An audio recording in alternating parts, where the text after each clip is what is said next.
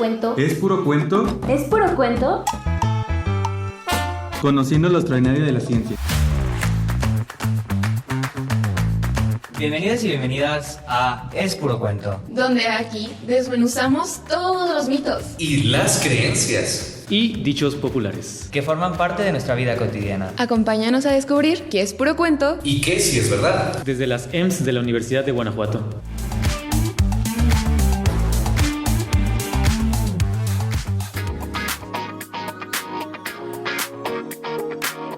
Hola, el día de hoy desde la EMS de San Luis de la Paz vamos a presentar un programa muy especial. Mi nombre es Violeta Rivera Aguilar y conmigo están mis compañeros.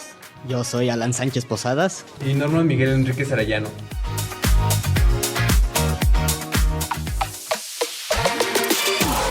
El invitado de hoy es...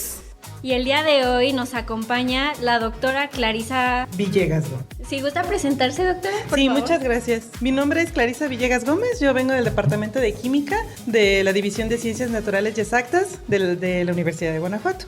¿Dónde estudió? Bueno, yo soy de la ciudad de Puebla originariamente. Yo estudié en la UAP, en la Benemérita Universidad Autónoma de Puebla, la licenciatura en Química. De ahí hice mis estudios de posgrado en el Instituto de Química de la UNAM, maestría y doctorado. Y ya después tuve la oportunidad de hacer una estancia postdoctoral en Dinamarca, en la Universidad de Aarhus, en el departamento de catálisis. Ok, va a ser una pregunta muy genérica, pero ¿por qué decidió estudiar química? Química. Tengo dos razones fundamentales y muy fuertes. La primera, a lo mejor es la parte secundaria, pero tuvo mucho que ver. Mi madre y mi padre son químicos. Mi mamá es QFB y mi papá es químico. Entonces, desde chica, pues sí tuve mucho la inquietud. Tenía yo la oportunidad, por ejemplo, de ir con mi mamá a su trabajo. Ella trabajaba en el laboratorio de análisis clínicos del IMSS. Entonces, pues de niña, muchas veces fui con ella a su trabajo. Entonces empecé a ver lo que era un laboratorio, ver toda esa parte de cuestiones que, aunque no era como tal química, sino era algo más relacionado al área de la salud. Pero pues vi ese ambiente laboral de un laboratorio y todo. Y mi papá se dedicó principalmente a la industria textil. Entonces, pues toda mi niñez crecí con libros de química y pues todo lo que ellos tenían.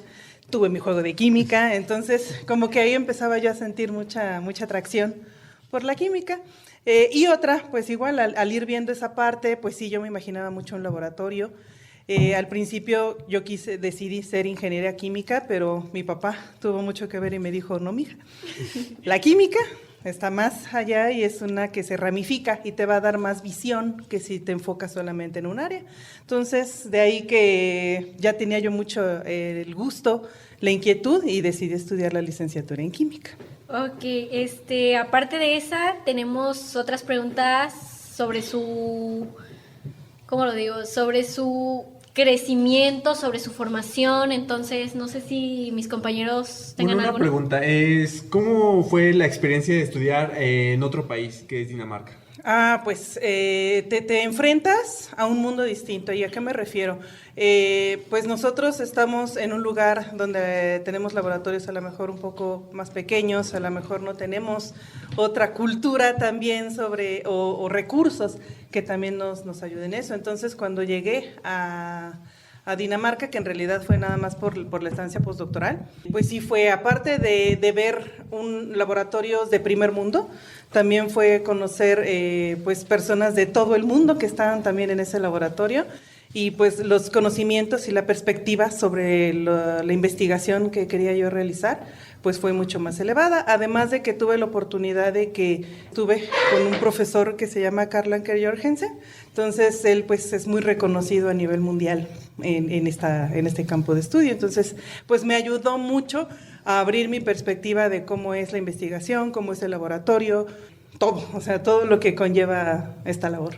También estuve viendo, usted ha estado en muchos congresos, ¿no es cierto?, para presentar resultados de diferentes investigaciones. Sí. De estas, ¿cuál es la que más se le ha quedado? Pues justo acabo de regresar el mes pasado, tuve la oportunidad de ir a un congreso en Brujas, Bélgica, y en ese congreso llevé el proyecto de tesis de un estudiante de maestría que está en nuestro grupo de investigación. Ese congreso se llama 25 Tetraedron Symposium y pues es de los más destacados en el área de la química. Entonces sí fue como que una experiencia increíble porque no solo es poder ir y crecer y dar los proyectos y mostrarlos, sino también fue conocer a otras personas con las que se van forjando colaboraciones entre la Universidad de Guanajuato y estos grupos de investigación. Entonces yo creo que de todos los que he tenido la oportunidad, justo este fue el más relevante. ¿Y cuántos o cuál es el impacto que tuvo en usted, o sea, en sus emociones, en sus sentimientos? ¿Cuáles han sido esos impactos, esos cambios que han logrado estos congresos? Principalmente el hecho de crecimiento profesional, también personal, sí, porque yo al final me he puesto metas.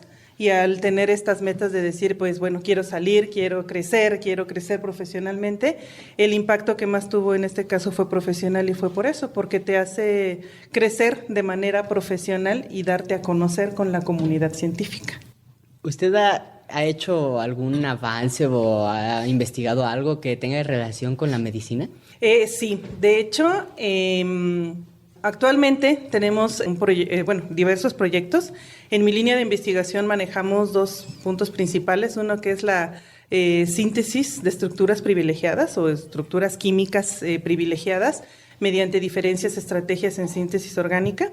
Y por otro lado es el estudio de plantas medicinales. Entonces, actualmente bajo estas 2 líneas hemos logrado sintetizar esqueletos base de ciertos alcaloides que tienen una actividad muy buena como ansiolíticos, antidepresivos y anticonvulsivos. También, por otro lado, hemos aislado de algunas plantas medicinales compuestos también con esta actividad, pero también con otra actividad del tipo antiinflamatorio. Entonces, actualmente estamos también viendo algunos estudios relacionados con cáncer. Entonces, nos enfocamos mucho en la obtención de estas estructuras químicas con potencial actividad biológica, ya sea en el área de mental, inflamación, cáncer, etcétera. Dentro de la línea de plantas medicinales, ¿qué plantas medicinales se han usado para estas investigaciones? Bueno, actualmente la primera que estuvimos utilizando y fue muy estudiada es una que se llama comúnmente chicalote o cardosanto. La especie es Sargemon negroleuca. De esta encontramos alcaloides del tipo bencilisoquinolínicos o este tipo de estructuras que fueron las que tuvieron esta actividad ansiolítica. Por otro lado, estudiamos otra especie que se llama Caselpinia platilova. Esta especie la hago en colaboración con la Universidad Michoacana de San Nicolás de Hidalgo y ahí obtenemos unos diterpenos con actividad anticancerígena y estamos viendo sus propiedades antiinflamatorias también. Y otra planta que nos ha estudiado actualmente en un proyecto de un estudiante de doctorado que se llama Salvia curviflora. De esta planta estamos, digamos que en pañales, le vamos a decir así, porque es una planta endémica de nuestra región. Fue colectada entre los límites de Guanajuato y Querétaro, en el Cerro del Zamorano, pero jamás ha sido estudiada. Entonces, pues es en lo que estamos haciendo estos avances para encontrar las propiedades de esta especie. Si nos pudiera hablar más sobre el proceso de cómo se hacen esas investigaciones con plantas medicinales. Claro que sí. De hecho, es muy importante que lo primero que tú tengas en mente cuando vas a estudiar una planta es saber por qué. Nosotros nos enfocamos básicamente en la medicina tradicional mexicana. Entonces, sabemos que la medicina tradicional pues es una práctica que se ha ejercido desde la antigüedad para la cura o prevención de ciertas enfermedades. Entonces, dentro de los recursos naturales que se usan en la medicina tradicional, pues una de ellas son las plantas medicinales. Pueden ser animales, pueden ser hongos, pueden ser otros organismos. Pero estas plantas, a lo que quiero llegar con esto es, cuando decides estudiar una planta, te tienes que enfocar primero en decir, ¿para qué me sirve? ¿Para qué la quiero estudiar? Entonces, el criterio es, con base en la medicina tradicional mexicana, entonces, ok, yo veo que esta planta la utilizan en la medicina tradicional, no sé, para golpes contusos, hacen emplastos de las hojas y se la colocan para golpes contusos. Tu lógica va a decir, esta planta debe de tener ciertos componentes con una acción analgésica o antiinflamatoria. Entonces dices, perfecto, eso es la planta que yo necesito estudiar. Entonces, el procedimiento a seguir es la colectas, vas a reservas permitidas o campos permitidos donde tú la puedes colectar, colectas tu especie, secas, trituras, porque es muy importante la trituración, el secado y la limpieza de tu planta una vez que la obtienes. Ya que lo tienes, entonces ahora haces una extracción de sus componentes por medio de solventes orgánicos, por ejemplo, hexano, diclorometano, metanol, etanol. Lo que haces es, esa planta ya seca y triturada, la pones a macerar en el solvente orgánico, dejas pasar un tiempo, evaporas el solvente y lo que tienes como residuos le llamamos un extracto vegetal. Entonces ese extracto lo sometes a técnicas que utilizamos especializadas en el laboratorio, que se llama, por ejemplo, cromatografía en columna, y lo que haces es separar uno a uno sus componentes. Una vez que tienes sus componentes, ahí vas a determinar, yo ya tengo esa sustancia química que debe de corresponder a que si esa planta se usa en la medicina tradicional como antiinflamatoria, entonces la acción de ese compuesto me debe de dar antiinflamatorio. Lo evaluamos con ratones o con ciertos organismos para ver esa actividad y ahí es como vamos trabajando. Y la ventaja ahora que va a ser que ese compuesto a futuro podrá ser ahora que un potente fármaco, por ejemplo, un medicamento. Lo mencionó hace unos momentos, también el uso de animales en la medicina tradicional mexicana. ¿Qué animales y con qué motivo se utilizan? Claro, de hecho, los animales que más se utilizan como recurso natural son, por ejemplo, el sapo bufo, que se da mucho en el desierto de Sonora, ciertos insectos, reptiles. ¿Por qué? Porque los animales sintetizan compuestos químicos para defenderse de sus enemigos naturales. Cuando un sapo, por ejemplo, se ve agredido por un hombre o por otro depredador, ¿qué es lo que hace? Se estresa y al estresarse, como método de defensa, empieza a sintetizar muchos compuestos. Eso lo segrega por su piel o lo secreta por ciertas glándulas. Entonces, un ejemplo claro es ese. Ahora, ¿qué es lo que secreta? Sustancias, por ejemplo, en el caso del sapo bufo, lo que secreta por sus glándulas son sustancias del tipo psicotrópicas o alucinógenas, pero no es más que un mecanismo de defensa. Entonces, esos pueden ser los organismos si hablamos de animales. Y es puro cuento, ¿o no?, que muchas empresas farmacéuticas pueden llegar a dañar el medio ambiente al producir fármacos con estos compuestos naturales. Lamentablemente sí, eso puede ser una realidad. ¿Por qué? Porque para la síntesis a gran escala o en escala industrial de muchos compuestos químicos, pues necesitas reactivos químicos con cierto grado de toxicidad, uso de muchos solventes y uso de reactivos tóxicos o dañinos al medio ambiente. Pero afortunadamente, pues con el paso del tiempo, lo que ha evolucionado toda la investigación, ha surgido una técnica que se llama síntesis verde y lo que se hace es poder fabricar compuestos químicos mediante el uso o mediante el no uso de solventes que sean tóxicos o con ciertos residuos orgánicos que puedan ser perjudiciales o dañinos al medio ambiente. Entonces, estamos como en una balanza. Sí pueden ocasionar ciertos problemas, pero hay soluciones para evitarlo. También un cuento que nos llega mucho es que entre más te automediques, más daño te va a hacer. Aquí nuestra pregunta es ¿por qué? Porque es algo que nos explican mucho aquí en las clases de biología y así. Uh-huh. Nuestra pregunta es ¿por qué esto sucede? Sí, de hecho vamos a hablar de 2 puntos rápidamente sobre el por qué. Un medicamento tiene que ser muy dirigido hacia una enfermedad en particular. Entonces ciertos componentes químicos van a actuar en tu organismo en una diana particular. Entonces si tú te automedicas, tú no sabes si tú tienes algo que pueda interaccionar al momento en que te estás tomando ese medicamento. Entonces, si el médico te dice, esto te va a ayudar para curar, no sé, un problema pulmonar que traigas en este momento, pero tú lo decides y te automedicas y tomas otras cosas, puedes causar una interacción con otro medicamento que estés usando. Una sustancia química va a interaccionar con otra. Entonces, vas a hacer un choque entre probablemente ciertas sustancias. Entonces, tú no sabes también si puedes ser alérgico o si puedes tener problemas de salud independientes que puedan hacer interacción con ese medicamento que tú no sabes si de veras te va a ayudar o no. Otra, antibióticos, por eso es muy importante y que estén regulados. Si tú te automedicas con antibióticos, los antibióticos van hacia una bacteria en particular. Si tú te medicas con uno y que no era para esa bacteria, lo único que vas a ocasionar es lo que llamamos resistencia bacteriana. Entonces después te vas a querer tomar otro antibiótico que de veras sí lo necesitas y ya no te va a servir. Entonces la automedicación es totalmente insegura, es de preferencia no realizarse.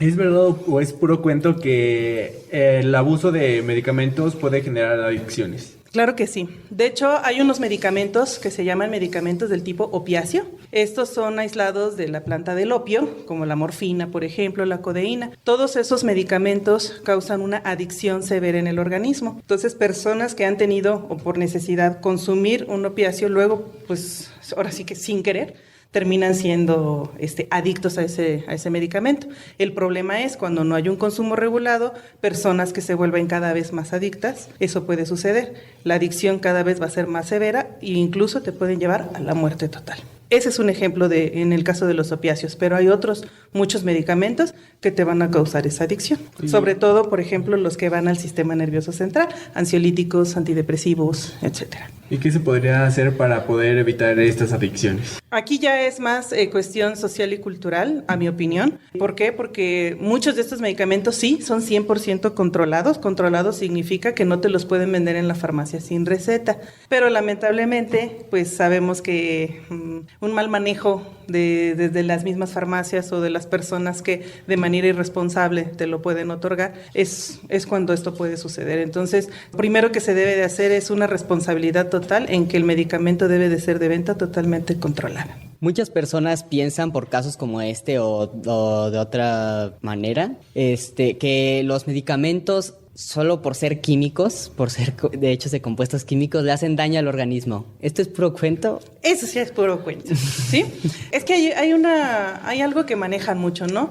Y lo puedes ver hasta de las mismas abuelitas o cosas que hasta cuando te lo venden que son productos orgánicos. Es que estos no tienen químicos y es que porque los químicos son malos, que los químicos son muy tóxicos, son malos los químicos. Entonces no, en realidad no. Si tú te fijas tu vida diaria, todo lo que estás tocando, lo que estás vistiendo, lo que comes es química. Entonces más bien es un uso responsable y adecuado de esto. En el caso de un medicamento, si definimos un medicamento, pues es una sustancia química que te va a ayudar a curar, tratar o prevenir enfermedades. Pero si haces un uso adecuado y responsable de ese medicamento para lo que es, contemplando su fecha de caducidad, todo lo que es, entonces no es dañino. Sabemos que hay reacciones secundarias, pero eso también es por un exceso, por un mal consumo, pero no por ser químico quiere decir que es malo. En relación con la pregunta de mi compañero, muchas veces cuando nos recetan medicamentos y así, las abuelitas o las tías nos dicen que no podemos consumir ciertos alimentos. ¿Es puro cuento o sí es verdad? No, eso sí es verdad. Hay alimentos que pueden impedir la buena absorción del medicamento en tu organismo.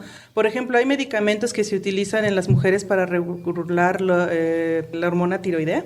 Si tú consumes ese medicamento al mismo tiempo que estás consumiendo alimento, hay una interacción ahí y impides que el medicamento se absorba bien en tu organismo. Entonces, sí hay medicamentos que te piden que deben de ser a cierta hora del día, con ciertos o no alimentos, bebidas o no. Por ejemplo, con café, pues no, por la misma cafeína, etcétera. Entonces, sí, es correcto. Hay medicamentos, no todos, pero sí para alguna acción en particular, donde sí los tienes que consumir con o sin alimentos o seguir la prescripción, pero solamente es por eso, porque tu cuerpo no lo podría absorber adecuadamente. ¿Qué alimentos o qué medicamentos no se podrían consumir junto con los alimentos? Por ejemplo, que te comento que va a regular la hormona tiroidea, no se puede consumir con nada, pero sobre todo, por ejemplo, con leche o algunos de ese estilo. ¿Por qué?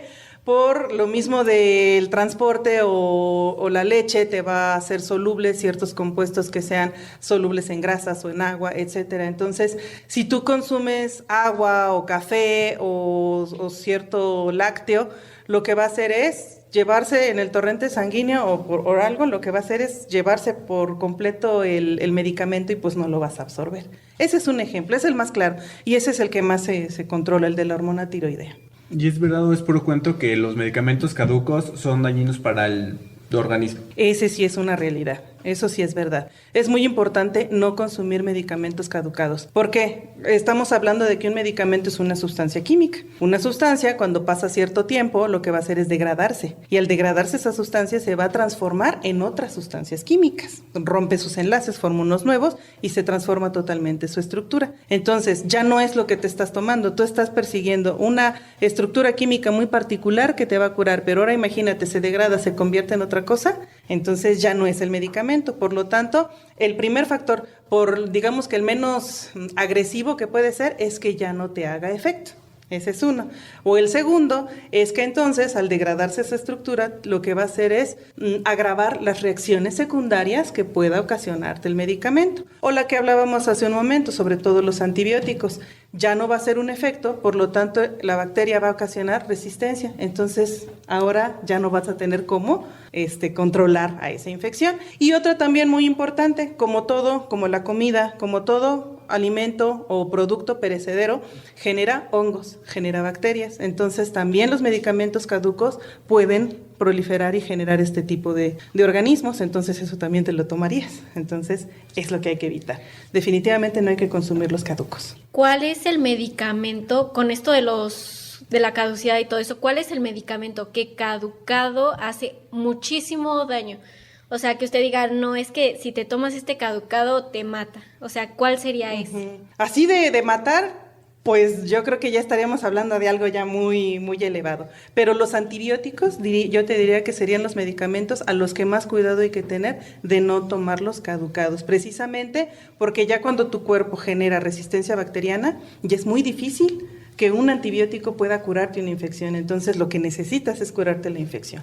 Entonces, definitivamente los antibióticos es a los que más precaución debemos de tenerle en no consumir los caducados. ¿Es puro cuento o es verdad que la creación de un medicamento puede durar incluso décadas para crearse? Sí, lamentablemente sí. Te voy a poner un ejemplo, el por qué puede ser así. Mucho, y por eso me gusta y hago esta parte de las plantas medicinales, porque ¿quién nos da o quién nos inspira para ciertos fármacos? Pues las plantas. Los compuestos que producen las plantas es en lo que se inspiran para hacer nuevos fármacos, ¿cierto? Entonces, les voy a poner un ejemplo. El Taxol es un excelente anticancerígeno, sobre todo para cáncer de ovario. El Taxol tú lo aíslas de la corteza de un árbol que se llama Taxus bravata, y esa corteza solo te lo da en pocos 3 miligramos de cantidad. Entonces, tú necesitas pues un tratamiento prolongado, ¿no? Para esta enfermedad. Entonces, lo que ha pasado es, viene la síntesis, se necesita que por síntesis química fabricar ese compuesto, pero fabricar ese compuesto tan complejo puede llevarte tiempo y tiempo y tiempo y tiempo.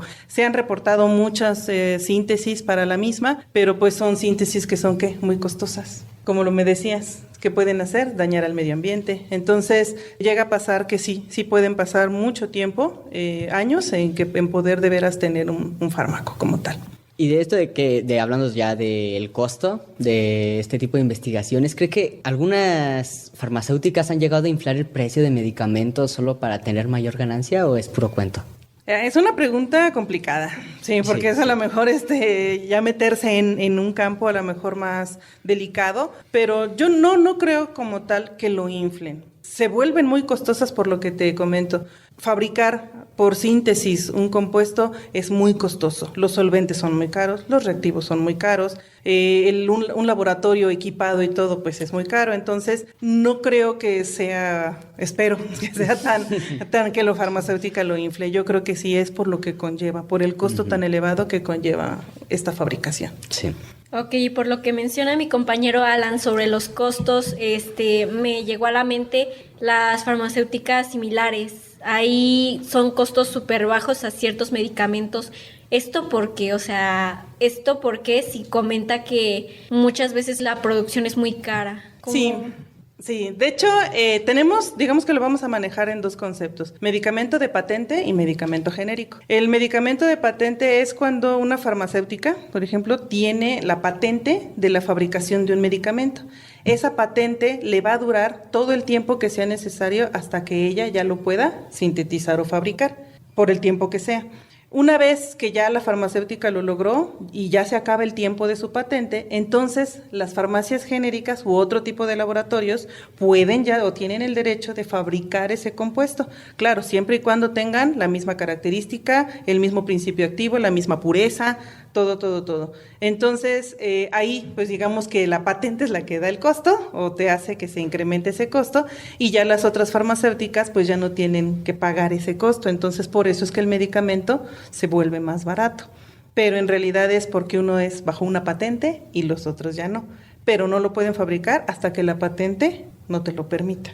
¿Sí me di a entender? Sí. ¿Y de qué manera se hacen las patentes? ¿O cómo decide una farmacéutica crear una patente para cierto medicamento? Eso es lo que es investigación, 100%. En mi caso, por ejemplo, si de los compuestos que hemos podido sintetizar con esta acción ansiolítica o antidepresiva, pues si yo lo quiero llevar todavía más arriba, si es síntesis que nunca nadie ha publicado, si es como tal una estructura que previamente no ha sido publicada, entonces yo tengo el derecho de hacer esa patente. La pido, la solicito, la pago, y una vez que ya tengo la patente, entonces es mi exclusividad poder tener la síntesis de este compuesto hasta que todos sus estudios, su fabricación y todo lo que implique haya terminado.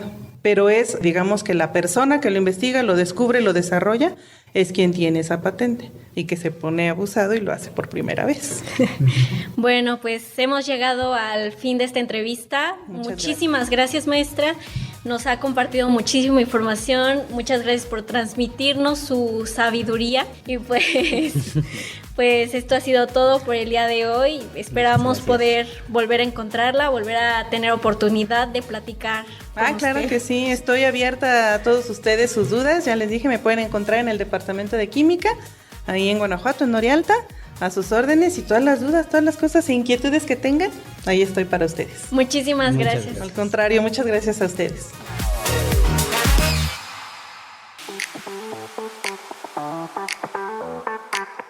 Pues con este cerramos esta temporada de este maravilloso programa que es Puro Cuento. Claro, gracias a la Escuela de Nivel Medio Superior de San Luis de la Paz, que nos dio la oportunidad de alojar aquí el programa, y a nuestra invitada Clarisa, para que ya no tomemos medicamentos caducados. Ha sido un enorme gusto escuchar las diversas voces del Colegio de Nivel Medio Superior. Realmente me parece que estudiantes apasionados de sus estudios, con muchísimas propuestas por hacer. Y bueno, tenemos que vernos muy pronto aquí de nuevo en las escuelas del Colegio Nivel Medio Superior. Muchos saludos a los directores, directoras, secretarios académicos, secretarias académicas. Gracias por recibirnos. Claro que sí, si no hubiera sido por ellos, este programa no hubiera sido posible. Pues nos escuchamos la próxima temporada. Recuerda, síguenos en nuestras redes sociales, Facebook e Instagram, como Eureka. También puedes escribirnos todas tus dudas, comentarios o mandarnos saludos al número 473-152-8067.